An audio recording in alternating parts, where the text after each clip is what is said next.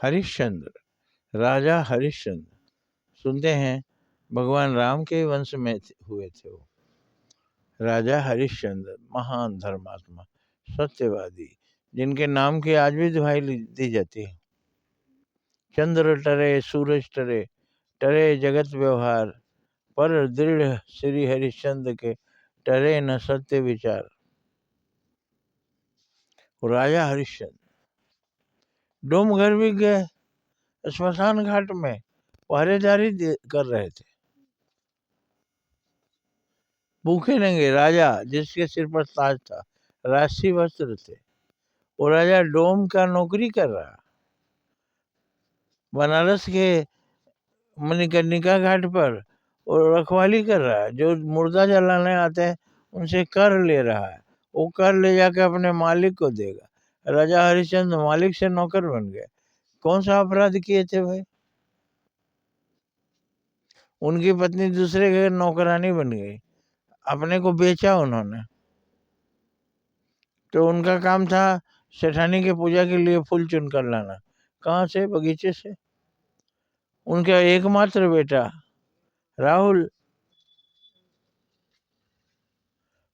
उसको सांप ने काट लिया। जलाने जाते हैं घाट पर, आधा साड़ी फाड़ के, आधे साड़ी में शरीर को लपेटे, आधा अंग। वहां वो कर मांगते हैं, बोलते हैं मेरे पास कुछ नहीं है, फिर भी देना होगा। तो आधी साड़ी फाड़ कर दे देते हैं, ऊपर का भाग नंगा हो जाएगा। बोलते हैं दो, हम नहीं जानते, हम अपने मालिक का आदेश पालन करें। राजा हरिश्चंद्र और डोम के घर नौकरी कर रहे हैं और अपनी ही रानी से साड़ी बोलने फाड़ के वही दो, नंगी हो जाएंगी फिर भी दो। धरती कांप जाती है, आकाश हिल जाता है, विष्णु भगवान प्रकट होते हैं और वरदान देने को तैयार होते हैं। क्यों विष्णु भगवान को आना पड़ा? ये राजा रानी का अपराध क्या था? उस बच्चे का क्या अपराध था जिसको सांप के काटने से मारा? जो सर्प के काटने से जो मरता है, अकाल मृत्यु बोला जाता है। कैसे कैसे ये कारण हुआ? इसके कारण है विश्वामित्र, जो बहुत बड़े ऋषि हैं, दान में मांग लेते हैं राजगद्दी, ये दे देते हैं। किसको? ऋषि को दे देते हैं, किसी गरीब को नहीं देते हैं, किसी भूखे मरते हुए को नहीं, उनको भी देते थे। लेकिन ये इनको क्या कमी थी? राजगद्दी क्या करेंगे भाई? ये घूम घूम कर सन्यासी हैं, सबको उपदेश देते हैं, ये गद्दी क्या करेंगे? दे देते हैं गद्दी। उसके बाद बोलते हैं अब दक्षिणा। दान के बाद दक्षिणा होता है, किलो पर पौआ। अब दक्षिणा के लिए वो बोलते हैं जो चाहिए ले लीजिए।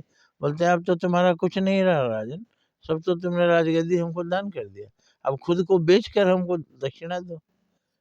चौराहे पर जाकर बोलते हैं मुझे कोई खरीद लो, मैं नौकर बनूंगा, मुझे दक्षिणा देनी है। ये शास्त्रों का कैसा मजाक है? कोई दान मांग लेता है और उसके बाद दक्षिणा देने के लिए खुद को बेचो, अपनी पत्नी को बेचो, अपने बच्चे को बेचो। ये कौन सा धर्म है? विचार कीजिए, इस धर्म में सुधार की जरूरत है। नहीं तो इसका अर्थ क्या है? अर्थ खोजिए, इसका अर्थ क्या है? मुझे जो हुआ ये बड़ा अन्यायपूर्ण लग रहा है।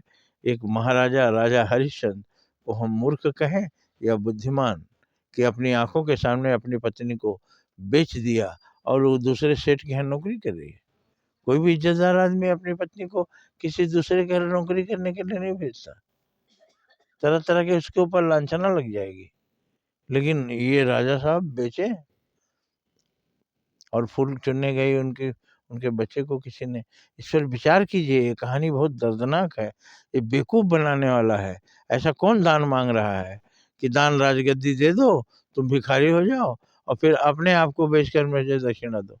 इस पर विचार करने की ज़रूरत है।